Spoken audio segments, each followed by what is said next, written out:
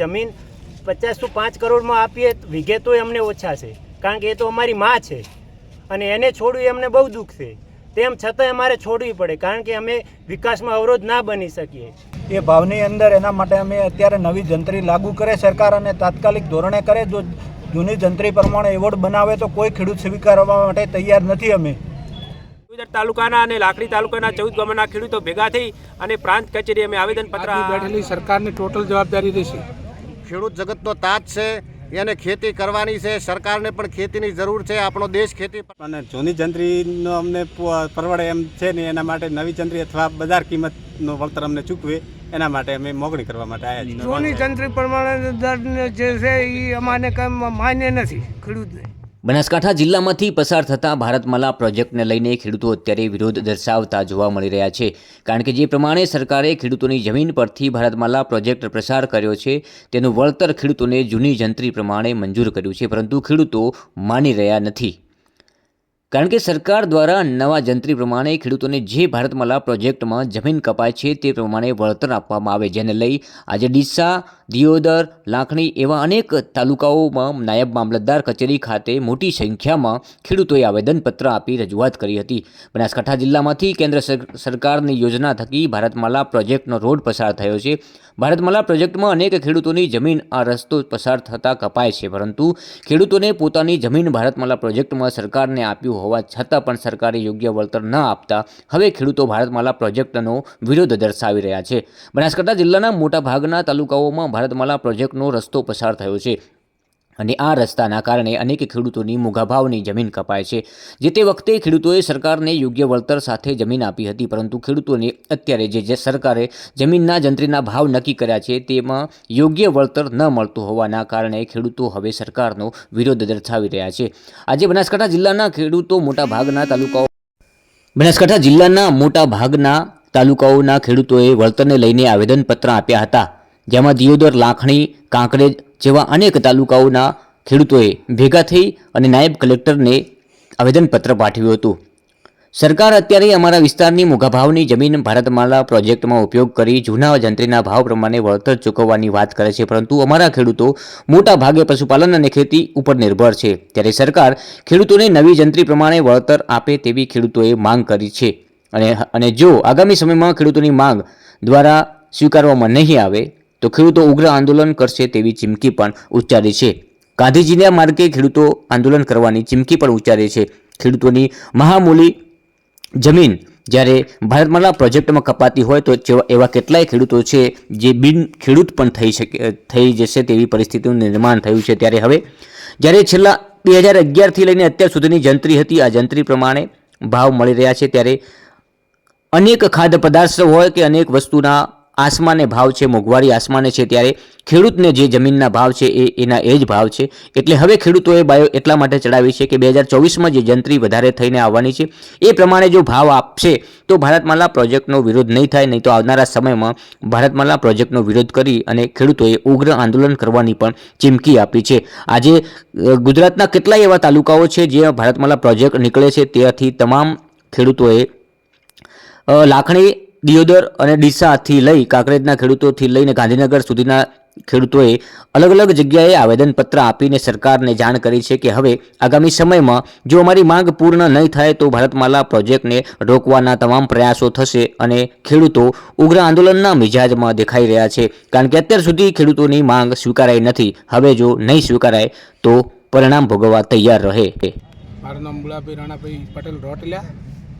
અત્યારે જૂની જંત્રીના ભાવે જે એવોર્ડ થઈ રહ્યો છે, અત્યારે 2024માં જે નવી જંત્રી લાગુ કરી એ જંત્રીનો એવોર્ડ બનાવે. જૂની જંત્રી આજે અમે સ્વીકારવાના નથી, કાલે સ્વીકારવાના નથી.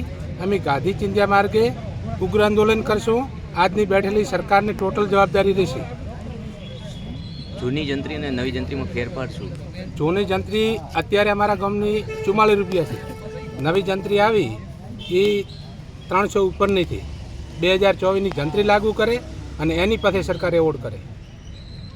નકે અમે ઉગ્ર આંદોલન કરશું અને આ એવોર્ડ અત્યારે અમે પ્રાંત સાહેબને આયોજનપત્ર આપવા આવ્યા છીએ કે અત્યારે એવોર્ડનું કામગીરી બંધ રાખે, નવી જંત્રી લાગુ કરીને પછીથી કામગીરી ચાલુ કરે. દેવજીભાઈ પટેલ. અમારે 2011થી 2024 સુધી કોઈ જંત્રીનો અત્યારે વધારો નહીં થયો. હાલ 2024માં જે માર્ચ મહિનામાં જંત્રી લાગુ થાય છે એને અમને જો સરકાર એના પ્રત્યે અમને રોડનું વળતર આપે તો અમને સારું પોસાય, તોય વળતર પોસાય એમ નહીં. અમને બજાર વેલ્યુએશન કિંમત કરે અને ગાંધીનગરથી થરાદ સુધી જે ગાંધીનગરનું વળતર મળે એ અમને આ બનાસકાંઠા જિલ્લાને પણ વળતર મળવું જોઈએ. અમારે અહીં બનાસ ડેરીનો વિકાસ છે, ઘણા ઉદ્યોગો ચાલે છે અને અમારે અહીં પશુપાલન ઉપર નભીએ છીએ. અમારે નર્મદા કેનાલ સાઈડમાં છે અને સુજલામ સુફલામ કેનાલ બાજુમાં છે, તળાવ ભરેલા છે, પાણીની પાઇપલાઇન છે. અમારે દરેક ખેડૂત સક્ષમ છે. તો અમને સરકારશ્રીને એવી વિનંતી કે અમને જો ગાંધીનગરમાં ખેડૂતોને વળતર મળે એવું અમારે બનાસકાંઠા જિલ્લાને વળતર મળે એવી અમારી માગણી છે. અમે દિયોદર તાલુકાના અને લાખણી તાલુકાના 14 ગામના ખેડૂતો ભેગા થઈ અને પ્રાંત કચેરી અમે આવેદનપત્ર આપવા આવીએ છીએ. ઓકે. મારું નામ પટેલ જગદાભાઈ દોનાભાઈ, ગામ લીંબાઉ, ભારત માળા અંતર્ગત પીડિત ખેડૂત તરીકે અહીંયા અમે લાખણી તાલુકો અને દિયોદર તાલુકાના ખેડૂતો ભેગા થયા છીએ જંત્રીનો વધારા માટે કરવા માટે. 2011થી કરીને અત્યાર સુધી 2025ની સાલ બેસવા આવી છે ત્યાં સુધી હજી 14 વર્ષની અંદર સરકારે એક પણ રૂપિયાનો જંત્રીનો ભાવ વધારો અત્યાર સુધી કરેલો નથી. અને માનનીય મુખ્યમંત્રી શ્રી ભૂપેન્દ્રભાઈ પટેલની સરકારે જ્યારે ખેડૂતો માટે આ નવી જંત્રીનો ભાવ વધારો લાગુ થાય એના માટે કરીને ખેડૂતને પોષણક્ષમ ભાવ મળે જમીનના. અત્યારે ગુજરાત સરકાર એવું કહે છે કે એક બાજુ આપણે વિકાસશીલ છીએ અને બીજી બાજુ આપણે ખેડૂતોની જમીનના ભાવનું પણ પોષણ મૂલ્ય આપી શકતા નથી. અત્યારે અમે દરેક ખેડૂતો દિયોદર તાલુકાના અને લાખણી તાલુકાના ખેડૂતો ભેગા થઈને અમે નવી જંત્રીની રજૂઆત માટે અહીંયા આવ્યા છીએ કે જ્યારથી સરકાર નક્કી કરે કે ભાઈ જંત્રી આ નવી લાગુ કરવાની છે ત્યારે જ અમારા ભલે એવોર્ડ બનાવે જમીન માટે. એના માટે અમે અહીંયા દરેક ખેડૂતો ભેગા થયા છીએ અને જૂની જંત્રી પ્રમાણે ખેડૂતને કશું પણ આવે એમ નથી અત્યારે એ ભાવની અંદર. એના માટે અમે અત્યારે નવી જંત્રી લાગુ કરે સરકાર અને તાત્કાલિક ધોરણે કરે. જો જૂની જંત્રી પ્રમાણે એવોર્ડ બનાવે તો કોઈ ખેડૂત સ્વીકારવા માટે તૈયાર નથી. અમે મારું નામ પટેલ દિનેશભાઈ ધુડાભાઈ. હું એક કોટડાપુ મારું ગામ છે અને ત્યાં આ થરાદ ગાંધીનગર એક્સપ્રેસ જે નીકળે છે એમાં મારી 6 વીઘા જેવી જમીન જાય છે. મારી જમીન જાય, મારી જમીન એ મારી આજીવિકા છે. અને ખેડૂત તરીકે મને એક દુઃખ છે કે અત્યારે મારી જમીન છે ને એક નજીવા ભાવે જાય છે, જેનું વળતર જો અત્યારની જંત્રી પ્રમાણે આપણે ગણીએ તો 4 થી 5 લાખ રૂપિયા થાય. અત્યારે એમને જો જમીન બજારમાં તમે જોવા જાઓ દિયોદર તાલુકાની તો 25 થી 50 લાખ નીચે ક્યાંય જમીન છે નહીં. અને ખેડૂતે માટે જે સરકારે અત્યારે નવી જંત્રીમાં લાગુ કરી છે એમાં એ ઘણા લોકોને વાંધો છે. પણ એ જે હોય પણ એ જંત્રી અત્યારે એ જંત્રી પણ ઓછી છે, કારણ કે એનાથી પણ વધારે રિયલમાં જે આપણે ગ્રાઉન્ડ ઉપર જઈએ તો રિયલમાં એનાથી પણ વધારે ભાવ છે. પણ અમે આ બધા ખેડૂતો ભેગા થઈ અને એ જંત્રીનો તાત્કાલિક અમલ થાય અને એ મુજબ અમને એના ઉપર બજાર કિંમત નક્કી થાય ને અમને એના ઉપર જો એવોર્ડ થાય તો અમને થોડુંક પરવશે. અમારી જમી જતી રહેશે એટલે અમારી જોડે પછી જે આજીવિકાની અમારું જે સાધન છે એ તો અમારું છીનવાઈ ગયેલું છે. તો એ જોતાં અત્યારની જંત્રીમાં જે મુજબ એવોર્ડ થાય અને હાલ જે એવોર્ડ ની પ્રોસેસ છે એ સ્થગિત રહે. ધારો કે નવી જંત્રી લાગુ પડે ત્યાં પછી અમને એનું જો કાર્યવાહી થાય તો ખેડૂતોને થોડાક અંશે એનો લાભ મળી શકે છે. બાકી તે સિવાય તો ખેડૂતને અત્યારે જો બનાસકાંઠાની જમીન એટલે 3 પાક લઈ શકે ખેડૂત. હરિયાળી જમીન, સારું ઉત્પાદન લે, બટેકા, મગફળી, પછી પશુપાલન સાથે પણ સંકળાયેલા છીએ. એટલે આમ ગણીએ તો એ બધું જો ગણીએ તો આ જમીન 50 થી 5 કરોડમાં આપીએ વીઘે તોય અમને ઓછા છે, કારણ કે એ તો અમારી માં છે અને એને છોડવી અમને બહુ દુઃખ છે. તેમ છતાંય અમારે છોડવી પડે, કારણ કે અમે વિકાસમાં અવરોધ ના બની શકીએ એટલા માટે. અને સરકાર અમારી લાગણી સાંભળી અને જો આ નિર્ણય લીધો છે તો એને તાત્કાલિક અમલ કરી અને અમારા સુધી એનો લાભ મળે તો દરેક ખેડૂતને મને તો મળશે, પણ ભવિષ્યમાં જ્યાં જ્યાં ખેડૂતની જમીન જશે ત્યાં દરેક ખેડૂતને લાભ મળવાનો છે. એક આ તો ભારતમાળા છે, આના સિવાય દરેક ખેડૂત નહેર હોય, કોઈ વીજળીના થાંભળા હોય, દરેકમાં એનો લાભ મળવાનો છે.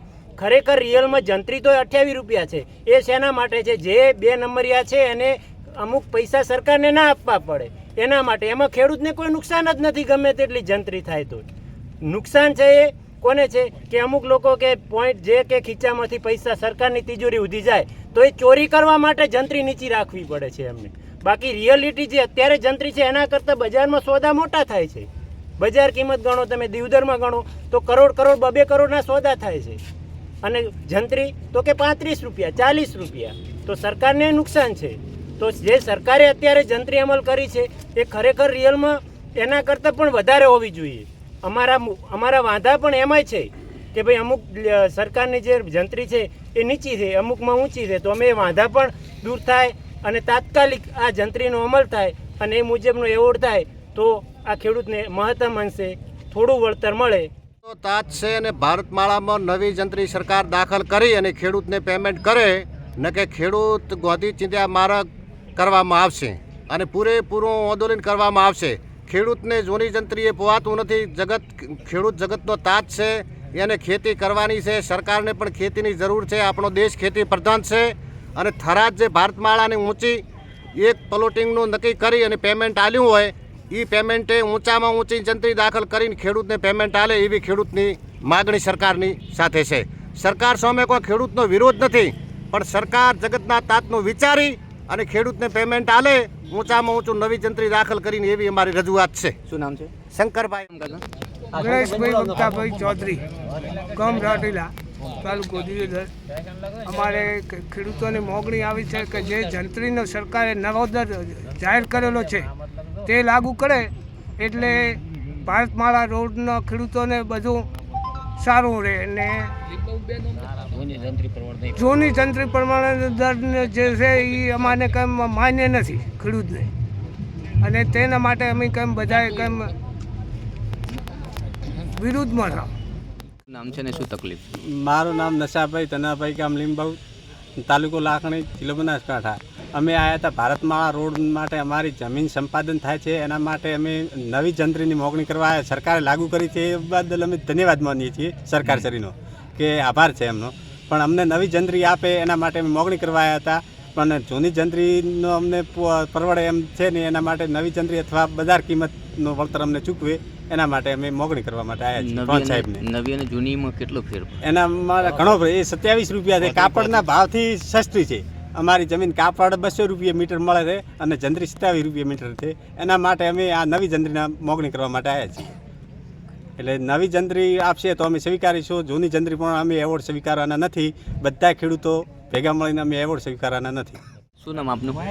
રૂંબાભાઈ ડુંગરાભાઈ રોટીલા, ગામ રોટીલા. આ રોડ વિશેની મીટિંગ છે, એમાં અમને આ જંત્રીના નવી જંત્રી પ્રમાણે સરકાર માને પૈસા ચૂકવણું કરે તો માને છે ખેડૂતોને, કે કોઈ હાલતે ખેડૂત માનવાનું નથી. જય કિસાન, જય જવાન.